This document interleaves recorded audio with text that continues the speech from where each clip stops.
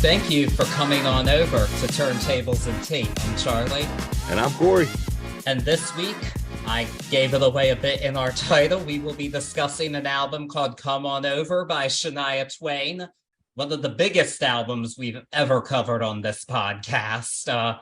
Bit of an overwhelming task in some ways to take on an album so monumental, but we're here doing it and continuing our Harry's House deep dive month, seeing who built Harry's house, who did it. And he stated that Shania Twain was his number one influence in music and in fashion. And it comes from his mom. His mother was a big fan. And we're going to start with the album that likely began that for them, I would think, Come On Over, because this did cross over internationally.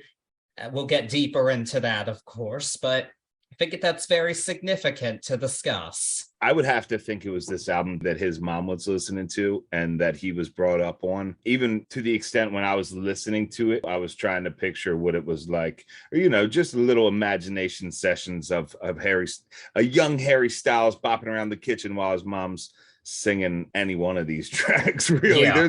There's a lot of female woman power on here that's great for the kitchen. Oh God, that sounded terrible. That's not what I meant at all. But I mean, even myself singing this in the kitchen, there's a lot of energy on this album. She's bringing empowerment into the kitchen. There you go. You're a genius at the spin there. That's what I'm gonna say. I know what you mean, because a lot of this is a very fun, upbeat album. One of the most fun we've covered here, I think. It is indeed. And what were so they got together and did Coachella 2022? Yes, they did. That was their most recent, well, not quite most recent performance, not most recent appearance together. And they performed 2 songs off of this album because he brought her out on the first week. It's 2 weekends. The first weekend he did bring her out for it. And I mean, they've struck up a friendship over the past few years, which I think is very nice. So it's always crazy when you can get Shania Twain to call your mom and wish her a happy birthday. They're social media pals too. They speak the praises of each other all the time. I like that. And there's, you know, I'll never say a woman's age, but there's a little bit of a generation gap right there, you know. So that's super cool to see. She's literally twice his age now. But she really did come of age musically in popularity when he was a young lad in Britain, and she even presented him with his Brit Award this year. That's awesome. Yeah, Harry's still just going at it. He's on tour in Australia, and he actually, I don't know if you saw this, he kind of broke the internet, possibly. Oh, no, I didn't. He accidentally, I think he meant to share it to his close friends on Instagram, but he shared it to his world followers. A photo of him at the gym in a One Direction t-shirt. Yeah, right. He knew what he was doing. But he deleted it immediately after. Oh, man, that's awesome. It was screenshotted many times.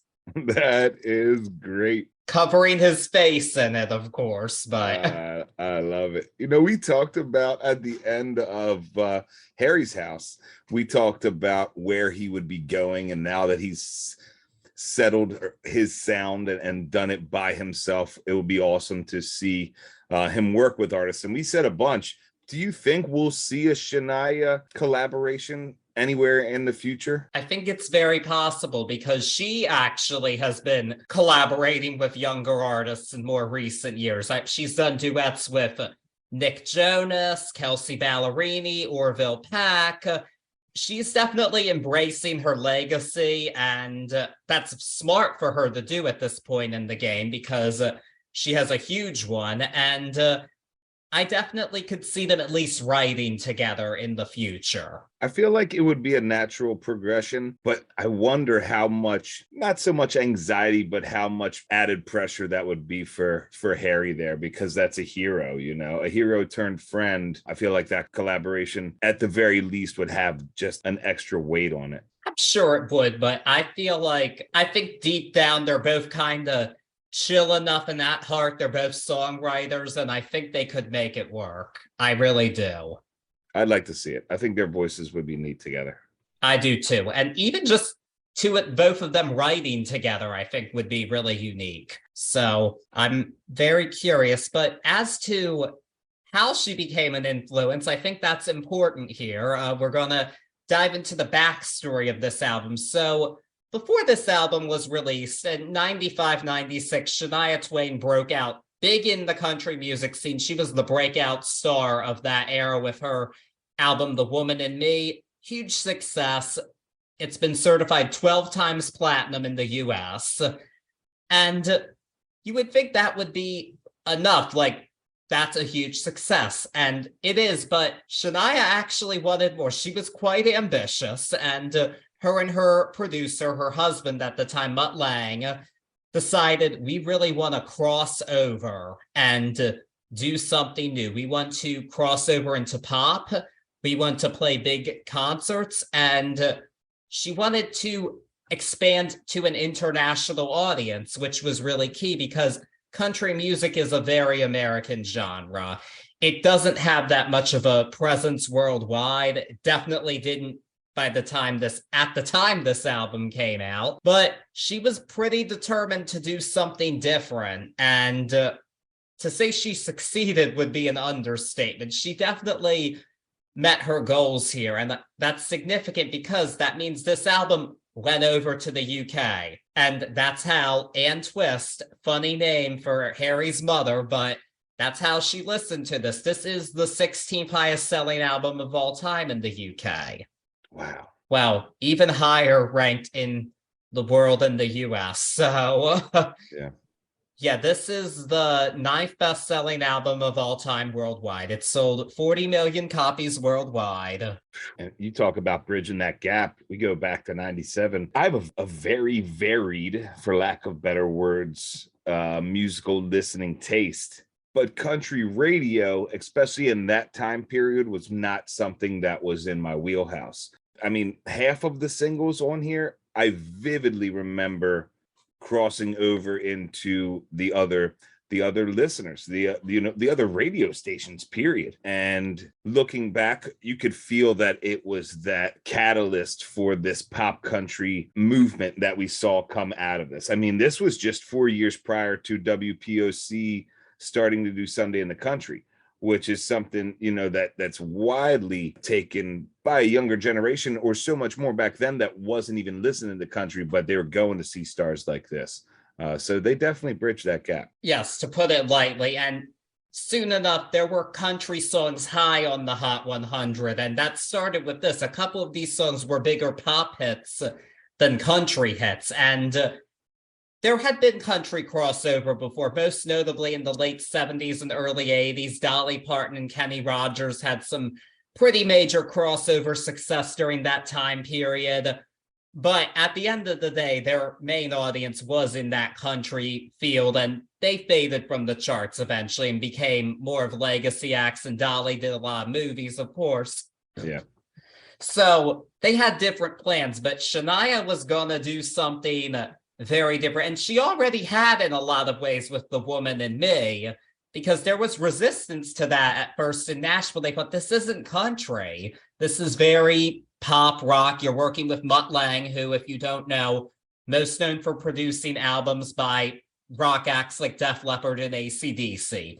Not Nashville, but he was a country music fan, and they were married. They met and sparks flew. They married in 93, and they had a really successful partnership for quite some time, as we see here. What's really crazy about this album, too, is the length of the album cycle. We've never covered an album with such a long cycle, because this album was released in late 97 and the final single was released in 2000.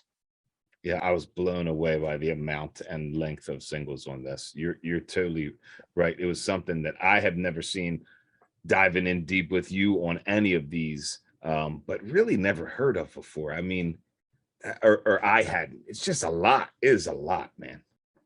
Yeah, and everything was done very strategically as to what would appeal to one market each. And before we dive in, I do want to preface this. The version heard in the UK and elsewhere outside the US, there was an international version that has a different track listing, and the songs were remixed. A lot of the country elements were neutered, frankly.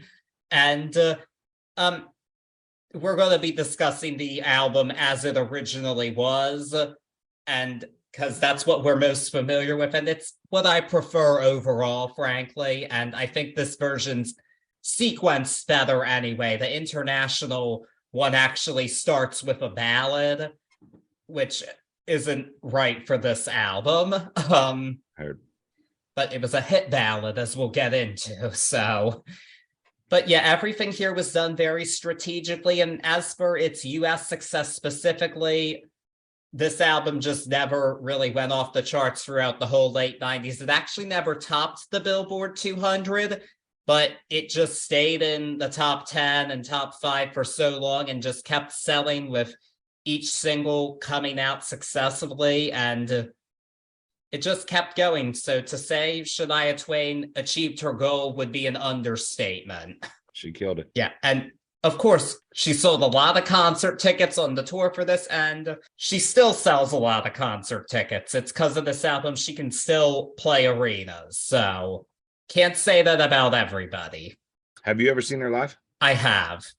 Awesome show. Awesome show. She's definitely a great performer, very charismatic, and she puts on a production, and I'm seeing her again this summer, actually. I can't wait. That's awesome. I thought it was unique to hear that she chose not to tour for the album prior to this because she didn't feel like she could put on enough of a stage show. And I think that's smart for artists. I think that's a really bold, and it shows she knew what she wanted to get there, but a bold statement for a younger artist at that point. I thought that was cool. Yeah, she wanted to do songs that she had recorded and written, because her first album she mostly didn't write. She didn't have a lot of input on it, and it didn't do too well. So she didn't want to really do that at her concert. She waited, and it was a smart decision because she only expanded her audience beyond country and changed the game for everyone, because we don't have the people who come since without this. Like, you don't have, in the late 90s, we don't have country artists like Faith Hill or Tim McGraw crossing over and making pop hits without the success of this album. We probably don't get Carrie Underwood winning American Idol without this album. Heck, frankly, we probably don't even get Taylor Swift without this album. Ooh, that's a bold one, but I mean, see where you're going. The power movement that was behind this album. Because of the pop country sound, Taylor will tell you Shania's one of her main influences. She stated that many times. Heard. And so she definitely, we just don't have country as we know it, for better or for worse, today without this album. This paved the way. And that's why we're here to discuss it today. And it influenced a young lad named Harry. And I hope that we do it justice for him and everyone. So with that being said, I'm ready to get started. But also, you wanted to talk about the album cover. I forgot that. Yeah, we started talking about it off air. We talk about the two different versions, the international and the US, and the differences between them. But one of the big differences for me right off the bat was the cover. They're both headshot photos of her, but I always thought it was an odd choice for this album because it always struck me, the US version always struck me as an overexposed like flash photo, and I never dug it. And if you see the photo for the international, it's just a picture of her. You can see her, and she's a beautiful woman. You said it almost looked like a painting, which if that's the case, I can see that, but it was just never my favorite. They should have picked, there it is. That's my first hot tea of the night. They should have picked the picture they used for the international for the US. I'm not gonna lie, I feel like the red color scheme just fits this album though. Heard that? No, I can see where you're coming. It's with the power, with the red. Because it's so bold. Yeah. That's a good look into that, Charlie. I like the way you looked at that there. That's another Taylor Swift connection, because she has an album called Red. I wonder if she was influenced. I wonder, but I really like the thought of the boldness of this album being the overexposed photo and the boldness there. You're on to something. You're on to something. I'm just looking for a good shot of Shania Twain, but you're diving in deep. I like that. Well, you get plenty of good shots during this era, as we'll discuss That you do during this album. So, with that being said, let's get started with a really bold song. This encapsulates it. TIAA is on a mission. Why? Because 54% of Black Americans don't have enough savings to retire. So in collaboration with big-name artists like Wyclef Jean, TIAA released Paper Right, new music inspiring a new financial future. With 100% of streaming sales going to a nonprofit that teaches students how to invest. Stream Paper Right now and help close the gap. The album begins with Man, I Feel Like a Woman, one of the most popular songs we've ever covered on the show already. I'm going to assume if you're listening that you know this song, but if you don't, it's a woman empowerment anthem. And for a lot of people, it's probably the women empowerment anthem. I think that's a fair assessment there.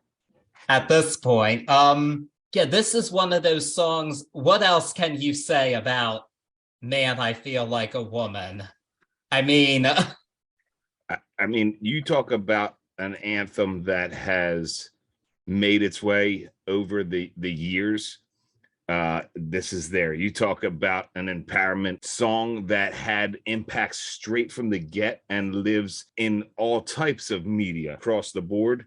This is it. I mean, it hit then. This was the one that was in my head when I say you started to hear it on different radio channels back in the day. This is the one that the guys that weren't listening to this, or the girls that weren't listening to this, you'd walk down the hallway at school and hear, Man, I Feel Like a Woman. You were like, everybody was singing it. This is the one. There's not too much more to say about the song, unless you go into a musically. I get a little ZZ Top LaGrange style guitar and that backs it. I love that. Really, you talked about the strategy earlier, and I think this is a great point to start talking about that, because production wise, as far as this album goes, it is very strategic and it is very album blueprint down to a T. I don't think to a fault, but I'm getting ahead of myself. Right here, you open with, was this the most successful single on the album? Do you know? No, it was Really? not. Wow. This is a song that actually, the chart positions really are not an accurate description of how successful this song truly was.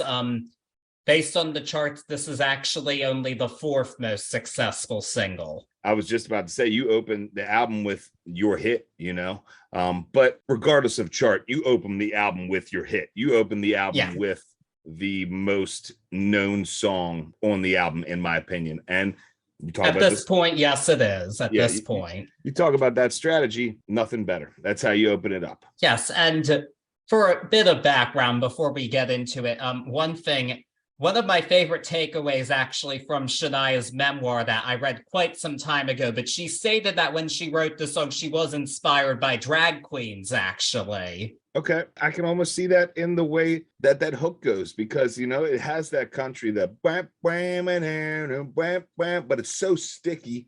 I could see some runway drag to this. That's pretty wild. Yeah, Shania does have quite a large gay fan base, actually, and I'm sure a lot of it's because of this song. Sure. But yeah, you would assume this is the lead single. It was not the lead single. This overall, in the grand total, this was the 8th single. Wow. And we'll get more into the strategy as to why I think they chose some stuff before this one later on. I think they wanted to kind of make sure they'd cross into the pop market a bit more safely before doing this one. Heard. We'll get into that when we discuss those respective songs, but by this point, when this song was released, she had 3 top 10 pop hits, so she had it going on, and this did not reach the top 10. This reached number 23 on the Hot 100, which just seems strange. It does. Your statement of where it sits on the charts does nothing for it. As far as the popularity of it is it's almost like an understatement at that point.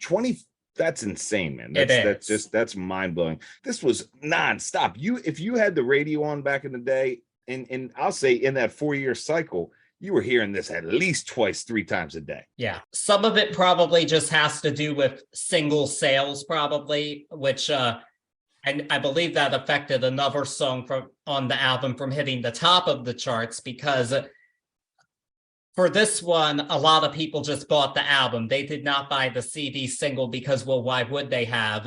This album had so many hits that you might as well buy the whole CD. And that was a strategy for record companies throughout a lot of the 90s, and one very effectively done with this album. But yeah, by this point, I think that a lot of people probably already had the CD by the time this hit the radio, but this certainly sold a few more copies of it, I'm sure. So yeah, but it really doesn't do it justice. This is definitely, when people hear the name Shania Twain, this is the song they think of. Guaranteed. I mean, when I saw her, this was her encore. Of course, what else could it be? Yeah, everybody's waiting all night to hear that. Yeah, this is, and it's the ultimate girl power anthem now, and this is one of the songs that Harry did with her at Coachella. But actually, my favorite Man, I Feel Like a Woman moment was before that. It was at the 2019 AMAs. Shania Twain closed the show with a medley of her greatest hits, and Post Malone was going off to this song. It's great. I can see that. I love it. I love it. Fantastic. That's awesome. But he's one of many. This was actually ranked by Billboard the greatest karaoke song of all time. Oh, I can see that too. Wow, I mean, all time. That's wild. It's that song. And again, it's one. What are you going to say about it other than you all know this song, and it's very catchy. I do want to talk a bit about the video, though, because they flipped the switch on something. Shania Twain basically did a gender-reversed version of one of the most famous videos of the 80s, which was Robert Palmer's Addicted to Love, with his lipstick models, statuesque, and him in the front. And this time, it's guys playing the instruments in the back while Shania is leading the show and looking as gorgeous as ever. It's definitely a great video, and one that helped Shania get played not just on CMT, but MTV. Yeah, I remember that one on MTV. Yeah. But they had what, 9? They had a bunch of videos for this album. Oh, yeah. And I mean, the cycle speaks to it, but I was blown away when I saw that too. Like, geez, a whiz, it's almost a video a track.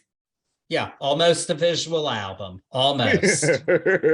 Not quite, but she wasn't too far off. But interestingly, one of the singles that didn't have the video was this next song, I'm Holding On to Love to Save My Life. This is more of a mid-tempo tune after our first one. You kind of need that after Man, I Feel Like a Woman, because that's so full on. You gotta take it down a bit, but this one still has a really sticky hook to it, of course. And she's got a reference to Dr. Ruth in there, which definitely plants this in the 90s, I would say. Yeah.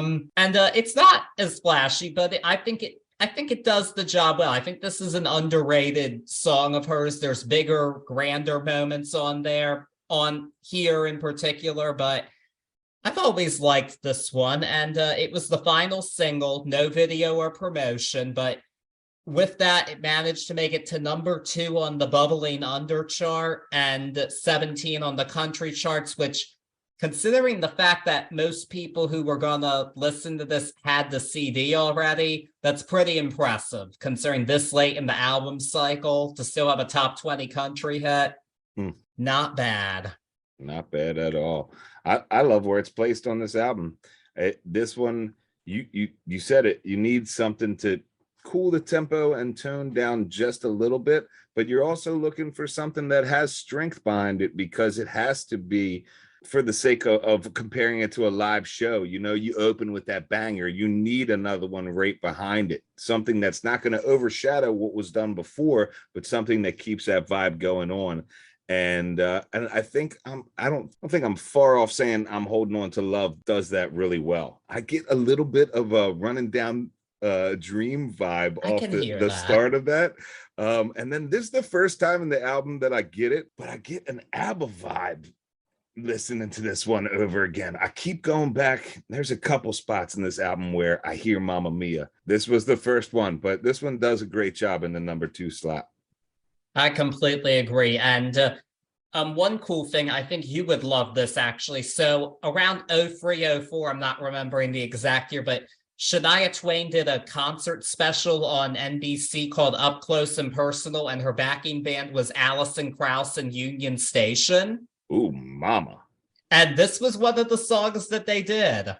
I could see that. Ooh, And I have goosebumps right now. Yeah, I really liked this performance of it. It was mostly meant to showcase the Up album, which she was promoting, but she did do some stuff from other albums and some hits. But it was nice to have this one get its moment because it really didn't in the Come On Over era. So I think it was nice that she gave it a moment, and it really worked as a bluegrass tune too. So that just shows the versatility of these compositions, if you ask me. Yeah, the versatility of these compositions is right on. And also, I don't want to over talk about it, but the production and the way that these instruments, the backing band is laid down throughout this album is close to perfect. So yeah, you're going to be able to do these genre bending performances of it because you have such a strong backing to begin with. Yes, they did. But of course, it all starts with that country scene. We have to go for that. And we have one of our more country songs next, I would say. Track number 3, Love Gets Me Every Time. This was actually the lead single. Wow. Okay. And I'm guessing my reasoning for that is because I think this is probably the closest to the hits off of The Woman in Me. Got you. That would be my guess. Hearing it's like, okay, this is closer to that sound than Man, I Feel Like a Woman, certainly. True. And I mean, it was a smart move. They had to start with that country audience because that was who made The Woman in Me such a success. And well, they came for this one too. It topped the country charts for 5 weeks and made it to 25 on the Hot 100. So good start to the album cycle. One thing that Shania Twain noted about this album was that she really wanted to have a conversational approach in her songwriting, and this is a song that's so indicative. I mean, you just hear that Gone and Done It refrain in the background because she's saying, love gets me every time, gone and done it, guess I fell in love. And the fact that they're able to apply that to pop music is pretty brilliant, actually, because that's definitely easier said than done to have such a conversational approach in a song, particularly a pop song. Like, she's not sitting here telling you a long-winded story. This is compact. It is. Those lyrics from the get-go for me really took this one to another level, because at the number 3 spot so far on this album, it didn't necessarily give me anything as a listener new musically. Like, the production's there, but I'm still in almost the same listening space as I've been for now 3 tracks. So it didn't take me out, but it started to be like, okay, we need to find another note on this album for me as a listener. But yeah, you're right. The lyrics and the way she does this, for me, it was indicative of early country, those compact stories that sometimes were a conversation between 2 performers, sometimes a conversation with just one performer doing it, but it really had that country feel to it. I love that you touched on that. Yeah, and that's why I think it was the lead single, like I said. So I've always liked this one. It definitely was overshadowed by other songs. I'm hoping to hear this one on the Queen of Me tour when I go this summer, because I did not get this one when I saw her, and I would like to hear this one. So Shania, I hope this gets you. Love Gets Me Every Time. Would love to hear it. Heard. Just a thought. And another one I'd love to hear is actually the next song, which I don't know how much of a change this is, but we've got track 4, Don't Be Stupid, You Know I Love You. I would say this is my favorite song ever, convincing somebody not to be paranoid. Because that's basically the point of the song. She's saying, like, dude, you're paranoid. Don't be stupid. I love you. Like, you know, it's a fun song. I've always enjoyed this one too. I've always just found it to be a very fun, upbeat song, and definitely one of the best fiddle sections I've ever heard. Yeah, man. Yeah, man. You talk about the fiddles are rocking here, but as far as finding the new note, my first listen and second listen, it actually wasn't until my second listen that I figured out that that wasn't just a power break in Love Gets Me Every Time, and that this is another song. Because the end of Love, it's wild, man. The end of Love Gets Me Every Time. And I'm over here talking about production and the strategy of this album, but I feel like this is the one misstep where it was like, unless it was on purpose as maybe like an intro sort of thing, but at that point I feel like you should connect them. But yeah, it really, you almost don't realize that you're on the next song. And for me, in a negative way, not, you know, it doesn't take anything away from the song. It's a fun song.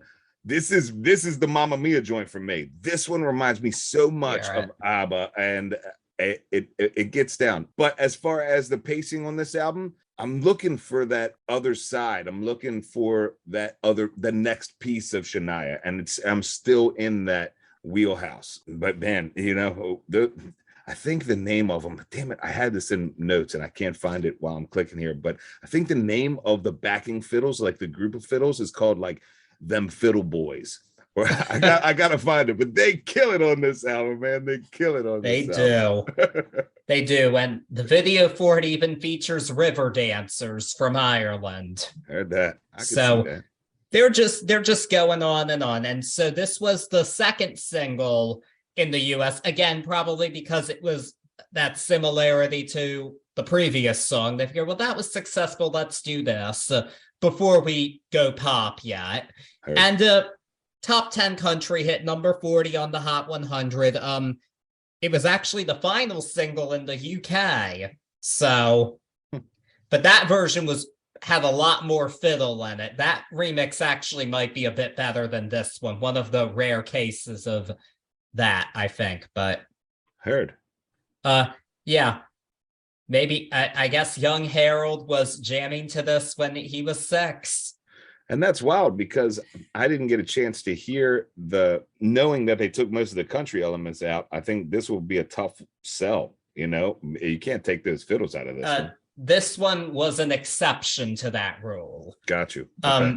It's not that, like, Man, I Feel Like a Woman, the country's really neutered. Heard. And this is one of the arrangements. She actually, when she does this live, I've heard that she does the international version. Okay.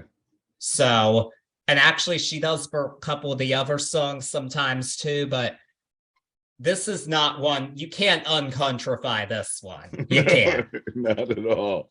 But you know what? It's still a good time in my opinion, but I think we finally get that other side of Shania with our next song, track 5, From This Moment On, one of the album's big hits. This is the ultimate wedding song, basically, it sounds like. Shania Twain's even said, oh, people have proposed to this song at the shows, which obviously, yes. I mean, I first heard this song when I was probably like 10. I checked out her greatest hits CD from the library, and obviously this was on it. And I mean, this is such a romantic song. You have to get swept up in it. I'd say, believe it or not, there is an inner romantic in me. It probably exists because of this song. There you go. I'm going to say, Shania, you brought it out in me with this one and other lovely songs that you've done over the years. But this one, it's a grand sweeping love ballad. And this is quite a change, actually. So on the US version, we have a duet with country singer Brian White. On the international version, it's just her singing it. I think it works a bit better as a duet. personally, you can tell this was written to be a duet, and song's still really romantic and lovely when she does it, but it sounds a bit more codependent on somebody lyrically because of the romance. If it lets both of them doing it, that's elements not there. Yeah, no, I couldn't even picture it without it being a duet because, well, I mean, this is another one that I feel like is, if you say Shania Twain, this is up there on songs people will know. I mean, this is 97, you know, I'm in high school. This is definitely a staple slow dance song all the way, homecoming and proms from then till the end of high school, you know. It's definitely there. And because it's such a perfectly romantic piece, it gets you in the feels whether you like it or not. Always, you know, it sets it up. There's a lot of smart choices. We talk about strategy album, but I'll say strategically in this song, those drums and the orchestral strings really, for me, give it like a super cinematic feel, which aids the extraness of, or aids with giving an extra piece to that cinematic type, that perfect movie / storybook type of romance. And I think that was very, very smart as far as the way this song was produced and composed. Yeah, this is like the great movie soundtrack ballad of the 90s that actually wasn't on a movie soundtrack. It made me look it up. I was like, this has to be a love scene in something. And nope, no movie credits to this one. Which, yeah, insane to think of, but this is one of the songs that I mentioned earlier. This was a bigger pop hit in the US than it was a country hit. It made it to 4 on the Hot 100, number 6 on the country charts. Yeah. And this is admittedly one of the least country songs here. As we said, there's a full orchestra playing on it.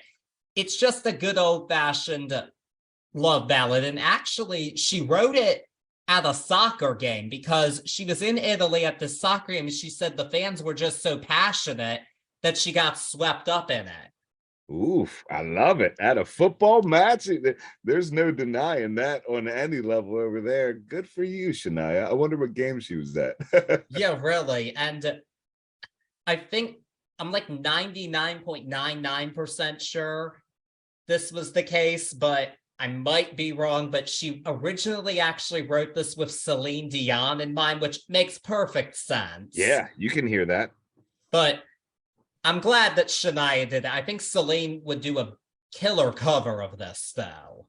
Yeah, that would be one I'd like to see her do. You think that it didn't reach us, aside from not being one of the more country songs on this album, do you think it didn't reach any higher because, and I'm doing a little bit of a generalizing here, but inside of the country genre, there's more of that. Like we see a lot more beautiful romantic, especially duet ballads, that it's got tough competition. It might not have been on that chart then, but I'm just saying period, as far as country fans go.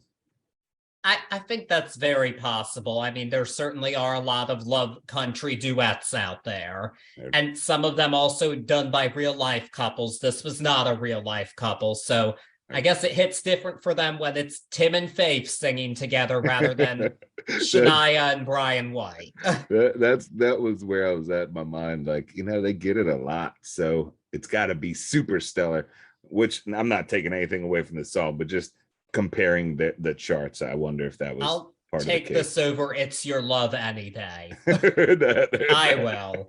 Because I'm with you. The craft here is just impeccable.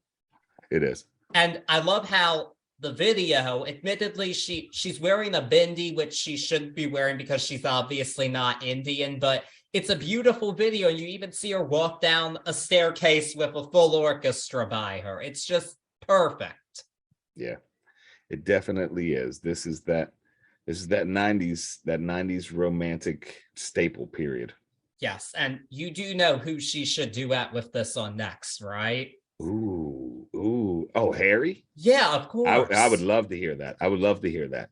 They absolutely should. Oh, yeah. I mean, she's done it with the Backstreet Boys, but that's cool. But I think it would be better with Harry. I'm so weird, not weirdly, but it's weird for me because I have become a fan of Mr. Harry Styles, and we're inside of the 40 degrees this month, but yes, I really want to see original duets. I want to see original jams, and I don't want that to be their only one. You know what I'm saying? Like, I'd love to see that at a show, but don't you dare put this on an album and be like, oh, we did a collaboration, because I might be mad at you. I will be mad at you at that point. No, they wouldn't. Shania wouldn't even do that, because she actually just put out a new album last month, and you don't see live versions of any throwback songs, even though she could very easily rest on her laurels and do that, but she's not. Heard. So, yeah, she knows when to do it. I don't think that would ever happen, but I think, yes, at a show, they should absolutely perform this together at least once. Oh, man. Because they did the non-duets together. This is written for you both. Like, come on. You got to look at where Harry is, man. What if he's near? Where are you seeing her? Around here? Are you seeing her I'm this seeing summer? her at Merriweather, yes. Oof, man. How insane would that be? Would you He's lose your mind? not going to be there, I know, but... Don't put it out there. Put it out there in the universe, Charlie. Get a little Harry Styles out of Harry, nowhere. forget your tour. Come to Shania at Merriweather. Maybe, there's a good chance he'll be at Madison Square. I mean, that's his home. So I might have to go to the Madison Square show on this tour just to see that. Heard that. There you go. Maybe I will. Who knows? Ooh, boy. Pay me, people. Pay me, listeners. Fund my second Shania Twain concert this summer. There you go. Fund it for me. When is it in the summer? It's in June 27th. I can't wait to see her again. That's awesome. Because she's awesome. And I know she'll do this song. People went off when she did this one when I saw her before. I'm sure they do every show, because it's from this moment on. Yeah, I mean, her memoir's named after this song. Come on. Yeah, this is a career-defining song for her, period. Whether you take it as a romantic song, this one, and Man, I Feel Like a Woman are two. There's a couple more, but right now, the ones we've covered so far.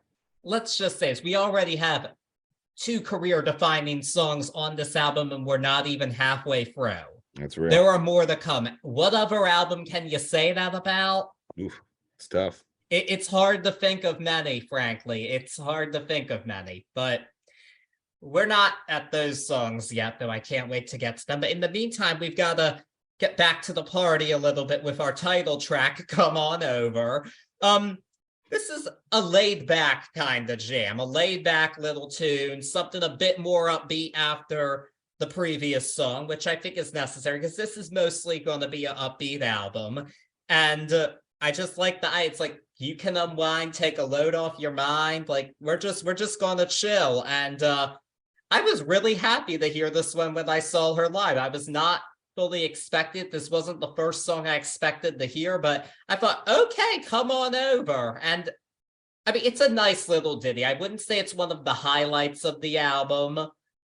It's over in less than 3 minutes, but it does what it needs to do. I think that it serves a good purpose here. And it was another hit for her. It was the 10th single on the album. What? Oof. Mind blown. And another top 10 country hit, 58 on the Hot 100. And it's just a fun ditty to me. That's all. And nothing better, nothing worse, but there's nothing wrong with a fun little ditty. No, not at all. It does its job perfectly, and they don't waste the chance of picking the pace right back up. They took us all the way down to the feels and then brought back in. Oh, I won't use the word weird. I have weird in my notes, but a very unique choice with the accordion here for me. Oh, yeah. Was that the case when you saw it live? Was the accordion? No, I don't remember seeing an accordion. I think that just came from that part came from the backing track, I'm sure. Subconscious listener there, accordion always for me denotes like a party, like dance. I mean, even if it's just the simple root of the polka, but that accordion always says, here, let's bring it in and dance. So I thought that was a really neat and unique choice, especially coming out from this moment on, and it does its job. I agree. And I think it's a good palate cleanser for what we're about to get into, because we're into some more intense songs coming up, I think. But one of them is this one. Track 7, When. I call this a song about hypotheticals. It's actually really a breakup song. It's about how it's like impossible. It's like when money grows on trees, we'll be back together. But you'd be forgiven for not thinking it's a breakup song because it's very upbeat and catchy. I've always really enjoyed this song. I like all the hypotheticals. It's pretty creative. My personal favorite is I'd love to wake up smiling, hear the joys of spring, and hear on CNN that Elvis lives again. Heard. That's always been my favorite. And yeah, this one's a banger to me. It's creative. Like, she puts these analogies that you wouldn't think of hearing in a breakup song. Like, you don't think you're going to hear about a cow jumping over the moon in this kind of song, but it's just put together in a really nice package for me. And it's hard to call any song on this album underrated, but this is underrated in my opinion. This is one of her most underrated songs, and it was not a single in the US. This is the only single that was not a single in America. This was the second single in the UK, and it was a top 20 hit there. But yeah, I just love this song. I always have. I've always thought it was a lot of fun. And Shania, I might be the only one who cares, but please include this on your set list for the next tour, because I'll go off. There you go. This one, I am right with you. The lyrical poetry inside of this not only is fun, but it's just elevated.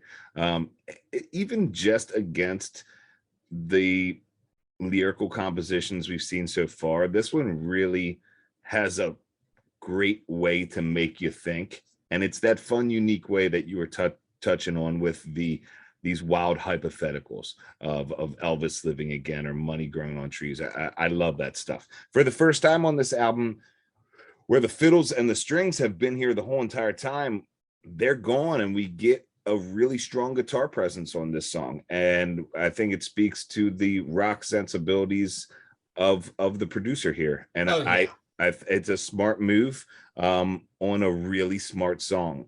Underrated. I think you're right. This one I had never heard before, but this is a really, really cool track. I like this one. And it's in the number 7 spot. So it's right there, perfectly set up.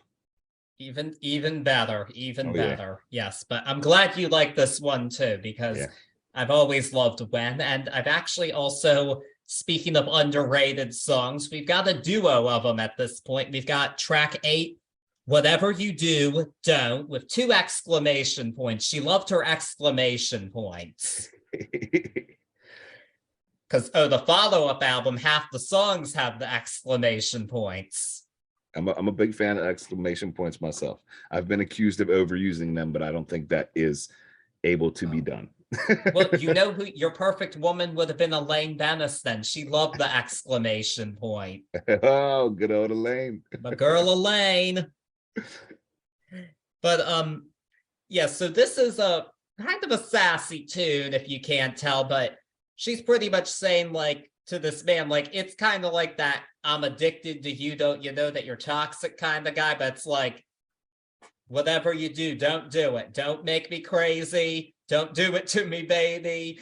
And it's just a message to this man. It's like, you better be careful around me because I am a sucker for you, but you gotta be careful. But I'm gonna try and hold my own. And she does a good job of that in a very fun, catchy tune. And funny enough, on an album full of singles, this is one of the ones that wasn't.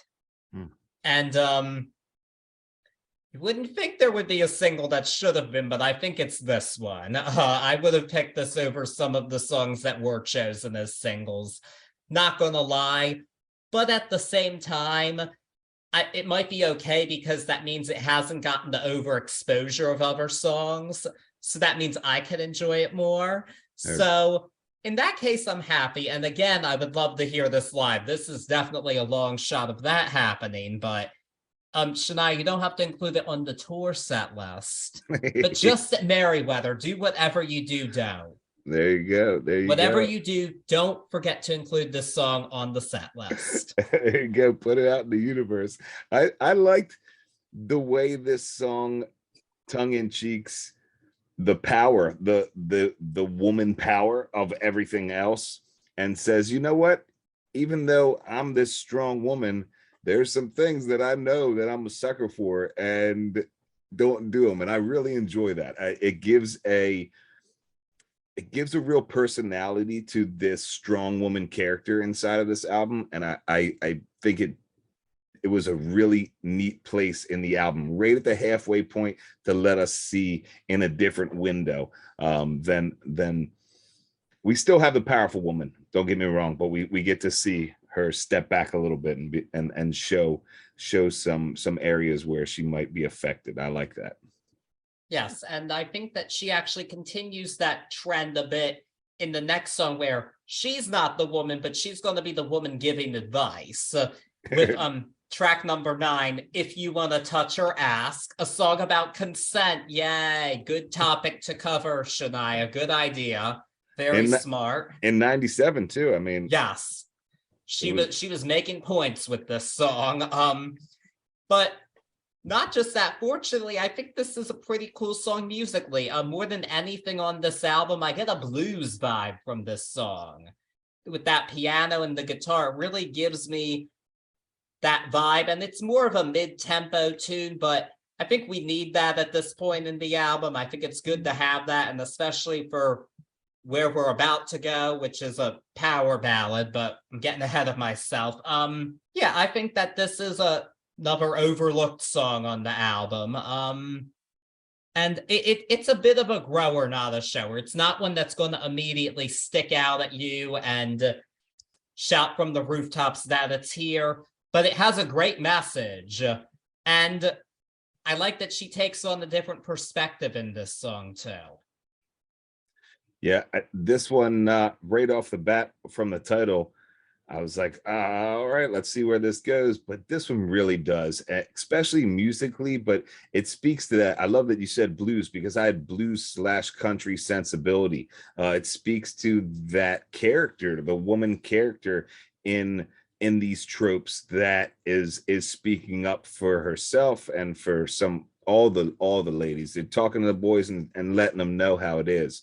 And I like how that speaks to the sensibility of that country genre. And you're right, man. Musically, it gives you some blues in there. I like this one. You talk about underrated or looked over. I had never heard this one before, but I'm glad I did.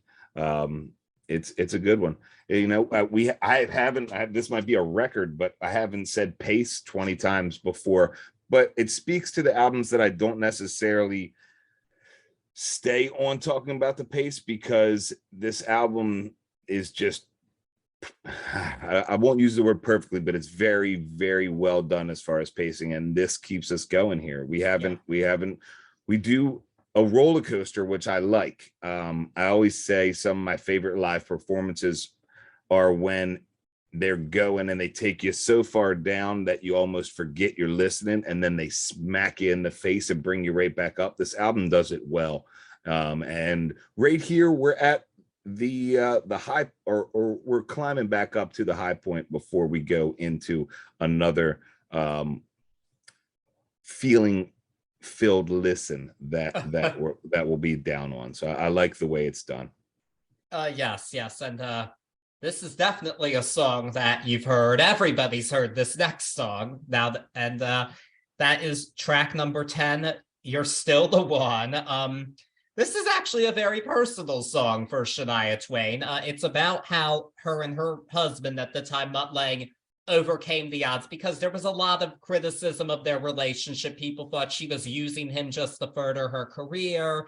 There was a not insignificant age difference between them, 16 years. And so there was quite a bit of attention on that. And Shania even said in her documentary, like, she knew it was sexist, because she's like, I know you wouldn't ask a man these questions, but you're asking me them. And she probably is correct about that, but she wrote the song because she didn't think of writing it about herself and him, but they were inspired, and she wrote this song about how he's still the one. And they did get divorced in a very bizarre situation where they ended up pretty much swapping partners with another couple. He had an affair with a woman, and they're apparently still together, but Shania ended up marrying that woman's husband. So, bit different, but they all seem happy, so good for them, I guess. Still odd. Yeah, not your conventional way, but this song is a little bit conventional. And I think that's why it speaks to so many right off the cut, as far as I'm putting it up against From This Moment On. You know, we've got our two feeling and fueled ballads here, but this one is more of a conventional one, more of a pop one. And I think that's why there's another one that is in there for slow dance playlist of high school, you know, automatically. And I think it's because of the conventional composition and the way this one is set up. That no fool was producing this, you know what I'm saying? Like, Yeah. it was done on purpose, and it was done very well from a production standpoint.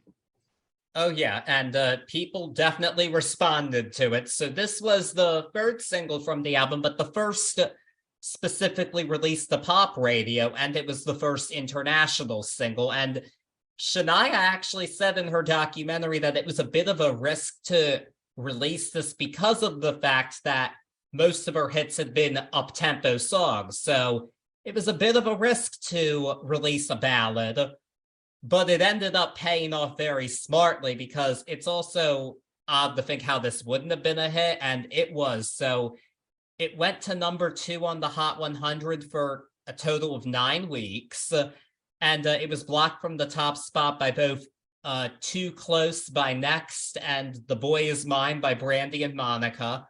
Also both good songs. I think part of that had to do with the physical sales aspect of that, or this would have probably been number 1 from what I understand. And yeah, this is her biggest chart hit ever. And this is the one that really made her a pop star and household name. This sounds like it was pretty inescapable, and it has not gone away. And honestly, the highlight of seeing her live was when she did this, because she moved to the B stage from the main one to play a couple of songs stripped down a bit, and this was one of them. And I felt like, this is so cool that I'm closer to her now. I had pretty good seats. I was pretty up close, and she's doing one of her most iconic songs this close to me. That's so amazing. Just what a moment, and just what a song. I think this is one of the best love songs ever written. I just think it's a beautiful tune, and it's one of the ones that she did with Harry at Coachella. This is that one, man. You talk about inescapable. This is that one back then that every group of girls I knew were doing dances.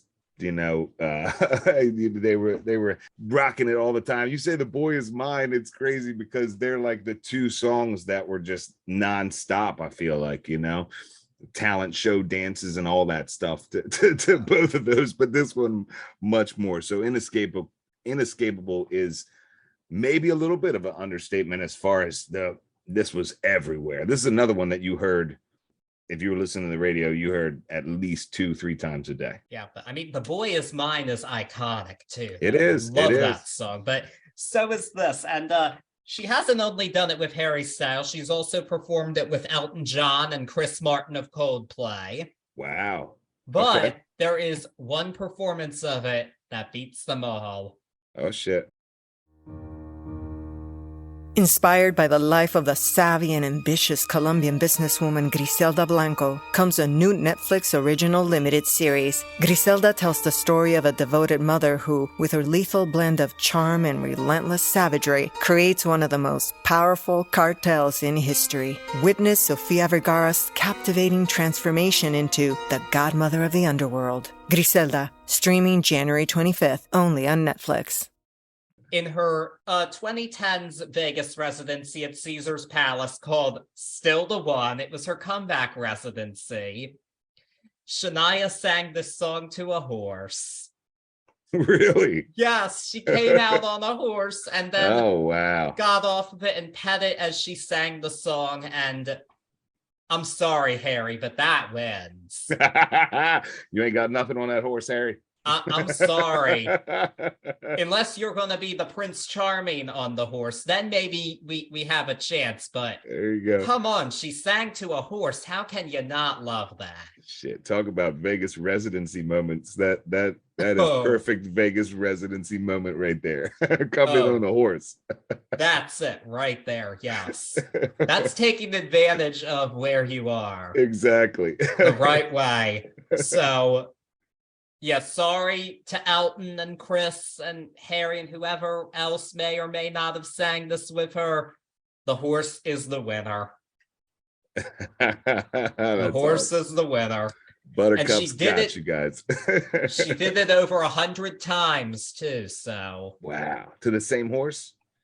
I would think so, because I mean, horses. It was a 2-year residency. They could keep the horse that whole time. I would think. I wonder if she purchased that horse afterwards. It probably is her. It might just be her horse, period. Which is even more baller. I mean, yeah. Honestly, because the horse had the moves down. You got me dying over here. He did his whole thing. I love that. He was trotting. He was doing it all. Yes. I love it. I knew you would love that. That's why I had to share it with the world, because I love it. Have you found video footage of this? Yes, there is video. The whole concert was recorded. I'm finding that right when I get off. Oh, you have to. It's glorious. But sadly, there are no horses for the next song. Honey, I'm Home, our track 11. This is another real sassy song, and one where she's kind of subverting the gender roles. In this case, she's the working woman, and when she gets home, she needs Honey to make her a meal and all that. It's like, I've had a hard day, pour me a cold one. Like, I'm done. Yeah, another very catchy tune. It was a #1 country hit in both the US and Canada. So definitely kept her hot streak going. Another pretty beloved song of hers. Out of the singles on this album, it's not one of my top favorites. I do think that the transition from pop rock to country can be a bit jarring when you first hear it. I mean, at this point, I've heard this song I don't know how many times. At this point, I'm used to it, but I still enjoy the song. It's a fun tune. I just don't like it as much as some of the others on the album. That's really all it is for me. Yep, it's a good tune. It's a good tune. This is another not missed chance at bringing this album back up from a ballad, and they do it with this bad girl country, and I really like that here. The energy's right back up there. It's got that super country feel. This is, for me, musically, this is that line dancing at the bar song, almost at its finest. I really enjoy that. You know, you didn't think there was a horse in this song, but I got one for you. I think, or you'd have to do some serious convincing to me that this wasn't a main inspiration for Katie Tunstall's Black Horse and a Cherry Tree. I hear it so much inside of it. And so that's my horse for this track. Black Horse and the Cherry Tree, I really think had to come from somewhere inside of this album. So Katie, if you're out there, holler back, let me know if I'm right, but I can hear that in there so much. Okay, actually, that song, Katie, when she came out, she gave me more Sheryl Crow vibes than this. I feel you there. I feel you there. Maybe it's just the music backing of that, like, it may, but I hear it so much. Over and over again. I had to figure out where it was year-wise, because I'm terrible with that, but I really think there was some inspiration in here. There very well may have been, but I always got Sheryl Crow from that song. And we're here doing 40 Degrees of Harry, and I think we might be doing a horse month too. We got horses all over the tracks here. Why not? Horses are great. What's wrong with a horse? Not much. Nothing wrong with a horse. Horses and dogs, that's where it's at. But they are not the subject of this next song, because the next song is about what we don't like a whole lot, which in this case is guys. That don't impress me much. This is, so basically this song is a kiss off to guys who think they're hot shit for one reason or another. That was the whole point. She doesn't care if you're a rocket scientist, if you're Brad Pitt, or if you have a car. If you have a car, that don't impress her. No. And it's funny, the Brad Pitt line she revealed came from the fact that it was just a name that she'd been hearing so much. She heard about him like having an affair with Gwyneth Paltrow, and there was a nude picture of him that leaked, and she didn't get the big fuss. Like, what's the big deal? So she just kind of put it in to be cheeky, like, so you're Brad Pitt. And more recently, she's said she might put Ryan Reynolds in there too. Don't be hating. Don't be hating, yeah, girl. That's another Canadian king, Shania. You gotta stick with your people. But I mean, honestly, though, it's a great reference because you think it's so 90s, but Brad Pitt is still a handsome and successful actor. Agreed. I loved Bullet Train, by the way. It was a good one. It was a good one. Loved it. So, therefore, it still works. Just saying. But I feel like all the things that she touches on are those tropes of supermanhood that we try to put out there in front of the ladies at least one time or a couple times in our life that are timeless. You know, they're going all the way. This song was always super approachable sound wise to me, and it still was through these listens. As far as the way it's composed, I always really loved. There's a weird tempo break when she does that fourth wall breaking, like spoken word, you know, when she goes into that don't impress me much.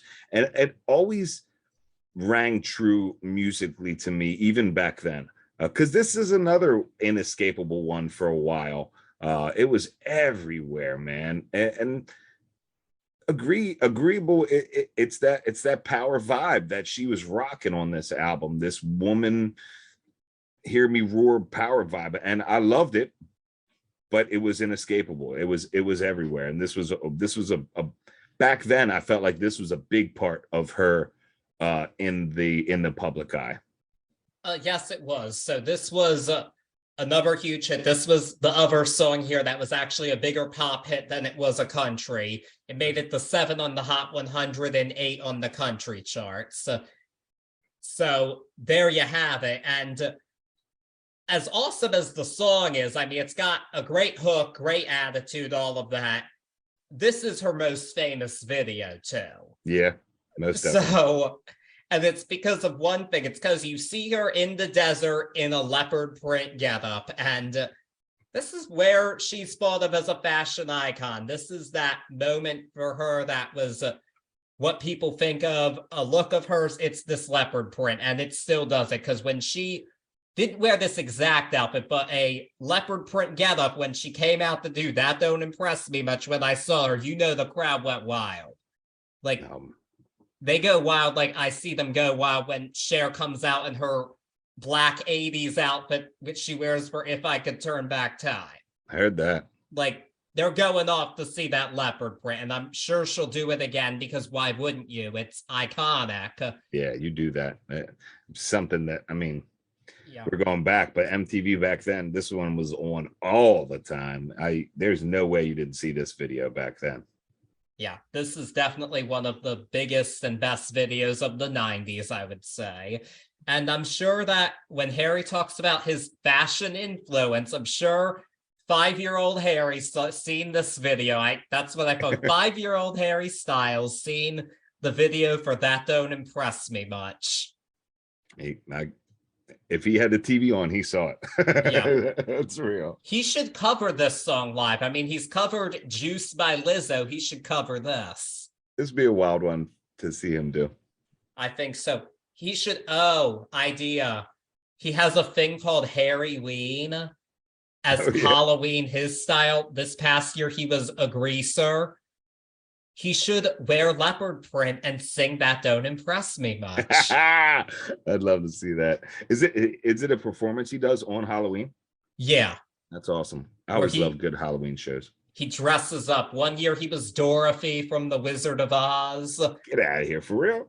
Yeah, and this year he was Danny from Grease. Okay, all right. Did he do any Grease song? He did Hopelessly Devoted to You in honor of the late great Olivia Newton-John because she just died. Wow, good for him. Yeah.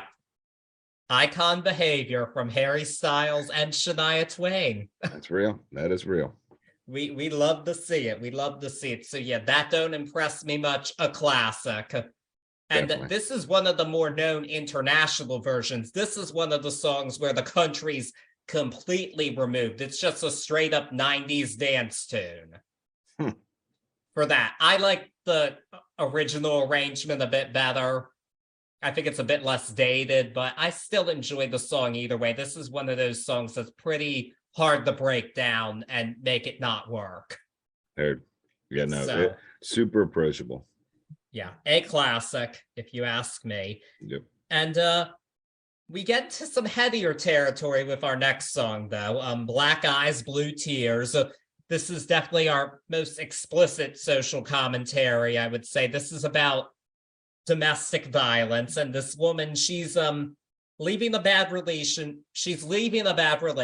Black eyes, I don't need them. Blue tears give me freedom. And definitely one of the most country songs on the album, for sure. But it still has a very good hook. I love the wah-wah guitar. I mean, I think it's impressive that she makes a point with still a very catchy tune. I think that's a gift that deserves more credit, frankly. And she just sums it up. It's a great message. Find your self-esteem and be forever free to dream. Yeah, it's a super cool message. And even in the title, the Black Eyes, Blue Tears automatically lets you know that we're going to go into this portrayal of this domestic violence.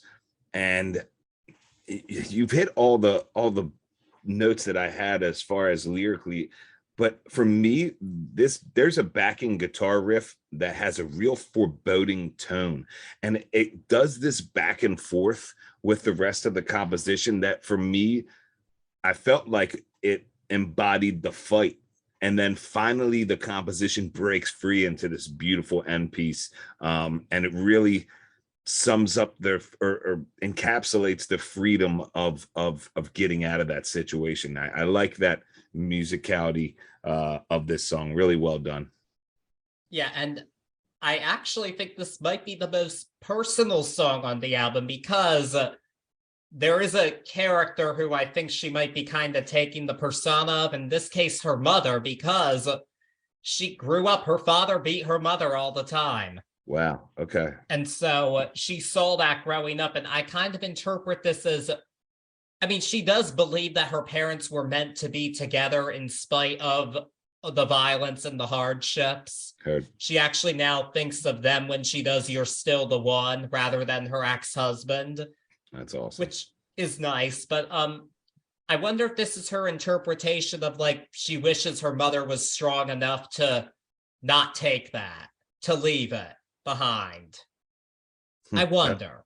It feels personal, so I think you might be onto something there. I mean, I thought about it, it's like, this has to be inspired by her mother. Has to be. Yeah, it definitely has a real personal feel to it. And if it's not, by some chance, wow, what a crazy job of getting in the shoes. Like, if you don't have a personal look at this and you're writing to the extreme that this song writes and makes me feel, and kudos to you. But yeah, no, I'm with you on that. It definitely has a super personal feel to it. Yeah, so just again, that strong woman, we're seeing the layers. Yeah, man, we really are. We are. And But we're gonna switch gears again with the next track, I Won't Leave You Lonely. This is a song about falling in love. Has a bit of some international, you hear a bit of French and Spanish in there. This is not a gun to the head decision. This is my least favorite song on the album. This is the only one that just doesn't do it for me. It never has. I always skip this if it comes on shuffle. I mean, it just falls flat. I don't know how else to say it. And it doesn't go anywhere. It stays in this same place the whole time. There's no levels. There's no dynamic to the song. It just doesn't do it for me. Yeah, I'm so glad that we're on the same page here. And this is one of the tough things about, or that I found about being critical of this highly acclaimed album. But it's almost like somebody else produced and like put this on here, because it does it. You're totally right. It falls flat. It goes nowhere. The only positive thing I can give it is it does its job of bringing the energy back down a little bit as far as pacing goes, but I really don't think you need it, especially if it was negated and Black Eyes Blue Tears went into the song after this. I think the flow would be at the very least unchanged, if not bettered for it. And it was weird to feel it on this album because everything else is just to a T, and it makes sense from a money-making album sense, production-wise, but even more so from a musically minded production and a great pacing. It doesn't make sense. It is definitely my least favorite on this album. Yeah. You don't have to put a gun to the head to say it is, like I said, it's not a contest. This is the filler, but enough about that. I don't want to be dwelling on that for too long. I'd rather talk about something more fun, which is our second to last track, Rock This Country. This is just a straight up party fun song. She wrote it on the beach in Florida, and she's got rock guitars when she says rock, country fiddles when she says country. Yep. I mean, and this was the second to last single, and it was the least successful. It only made it to 30 on the country charts, but it's a live favorite. She always does this at her shows. It's usually the opener or closer. When I saw her, it was actually the closer right after Man, I Feel Like a Woman, which I'm not gonna lie was a bit anticlimactic. I still liked hearing the song, but how do you follow that? Yeah, it's tough. Your signature song, but it's still a really fun song, in my opinion. This is just, it's not a whole lot to it. It's not super deep, but it's a fun tune. And yeah, it has been used for a couple of political campaigns. Both Al Gore and Hillary Clinton used it as a campaign song for their campaigns for president in 2008 and 2000, respectively. So I guess if you want to lose an election, pick this song, maybe. Oh man, it's. I mean, it's tough to no. That's an that. I'm telling you, that's an idea, because if I don't want you in office, pick this song. To say that. It's so weird because this song is so awesome. It's exactly what it is. It's just like you said, a party song. I was so happy to see this because, in my opinion, I didn't see, even though we've been talking about you seeing these songs live and how great of a stage show she does, and I knew that she did. I was so happy to see a live rocker, in my opinion, on this. Like, this is hands down the live rocker of the album, but it's automatically, you can hear that it's just that 23-minute live rocker, or it has the propensity to be. Fiddles again, man, really everything on here, but the fiddles on this are super sick as well. This is a cool one, man. I'll say it again, I was so happy to see a live rocker on this album.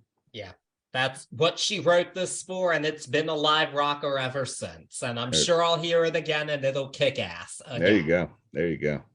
But that's not the end of the album. Nope, she's got to bring it down, and we're going to end with another love ballad, this one being You've Got Away. This is actually the movie soundtrack song. This was remixed for use in the film Notting Hill.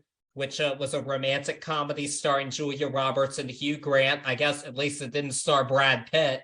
That would have been something, having the Shania Twain song in a Brad Pitt movie, but Ooh, you almost made me spit out my drink right there. yeah, this was released as a single concurrently with the film practically, and it did all right. 13 on the country charts, 49 on the Hot 100. Not a single in the UK, which seems like a missed opportunity because Notting Hill's in England. So not quite getting that, but I mean, again, I think she knows how to write a love song. She knows how to do it. This is not as impactful as the other two love ballads on the album. It's not even close. But I think it's a nice closer. I like the song just fine, but it's actually grown on me a bit over time because this was at my previous job, the 90s country playlist was on all the time. And I heard a lot from this album, and this one I heard so many times, and it was one that's like, I didn't like it as much before, but it grew on me. So I kind of got that, and yeah, I think that works. What's interesting, though, are two things. First of all, I think she did a very similar album closer on the follow-up that I actually like a bit better. It's called When You Kiss Me. I actually think that's a better song. And also, even though this was a hit in a popular rom-com, she hasn't performed this song live since the tour for this album. Which is I don't fault her for that because you've already got You're Still the One, and From This Moment On, we probably don't need this too, but still kind of surprising considering that was in a movie and all. That is surprising. It's great to hear that she did this on the follow-up album, this vibe as the closer, because I think it fits here in the sense of putting her seal on this. She's very in the forefront of this song from the get-go. It's just an acoustic composition. I like this as an ender. We've been hitting some slow enders lately, and they've really worked out. But it's because I feel like when they work for me, in my opinion, when they work as a soft ender, it's because the artist is so good at doing it. And that's exactly what she did here. She put that Shania awesome vocals and beautiful composition stamp right on the end of this album. I think it fit well. I completely agree. It's a very nice, lovely closer. And an hour of the most successful album we've covered on this show so far. Definitely the highest selling.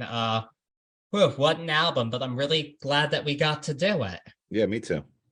So what is your grade for this one?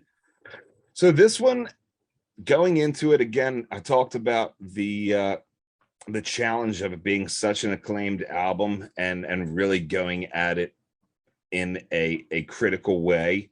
And the first couple of times I listened to it, it didn't necessarily age as well as I thought it was going to. But as I pulled back more layers on this album and really sat down with it, that was quickly changed. From start to finish, with only one real glaring misstep, and so many songs that have spanned the ages and will continue to span in a timeless manner. And the addition of this really being the opening catalyst for a whole movement of this pop country fusion, I think it's just one that stands up there in time. I'm gonna go a straight B+ on this. I really enjoyed this album. Yeah, this is an A for me. This is one of my all-time favorites. I've loved it since I was a kid, and it truly is an album that plays like a greatest hits album. There aren't many you can say that about, but in that regard, this is that for the 90s. The 70s, you have Rumors. 80s, you've got Thriller. The 90s, you've got this. This is one of my all-time favorites. And again, only one song I don't like. Yeah, definitely an album I couldn't imagine my life without. Really love this one. Super happy we finally got to do it here. Yeah, man. Yeah, man. And Yeah, that does it for this, but we are not done with Harry Month yet. No. So, wait a minute, before we forget, what's your favorite track on this? I'm curious too. It's gonna be tough. No, I do have an answer. It's I mean, it could change tomorrow, but I'm gonna go with You're Still the One. Just what a beautiful song. Heard that. I have to go with When. I really love that song, man. I jam on that song. It is a banger. It is a banger. When. That one's in my like top 3 probably. Heard that. Hard to choose though, but I almost forgot it because I'm so excited about what we're doing next. Heard so, friends, for the first time ever, Turntables Tea will be covering a brand new release. This coming Friday, Miley Cyrus will be dropping her new album, Endless Summer Vacation. 2 of the producers who worked on it were Kid Harpoon and Tyler Johnson, who did Harry's House. And they produced the very successful and fun lead single, Flowers. And first ever new release, very exciting stuff. And there's already plenty of tea, it sounds like, because it sounds like we've got a breakup album on our hands. Well, I mean, I didn't think the tea supply was going to be short with our girl Miley, and I'm super excited. You know, week 1, I'm grinning ear to ear. This is a unique experience for us. I'm so excited, and especially with her. And then on top of that, like you said, 40 degrees. We're inside of this Harry's house. We're looking at these producers that have done so much with him, and we get a chance to see what they're doing with her. It's gonna be a good one. I'm excited. Yes, so am I. And I know a lot of other people are excited for this album too. So we really would love it if you could join us for that journey. But to keep updated with that, please follow us on social media on Facebook and Instagram at Turntables NT Podcast. On Twitter, we now have Twitter at Turntables Tea. I have a username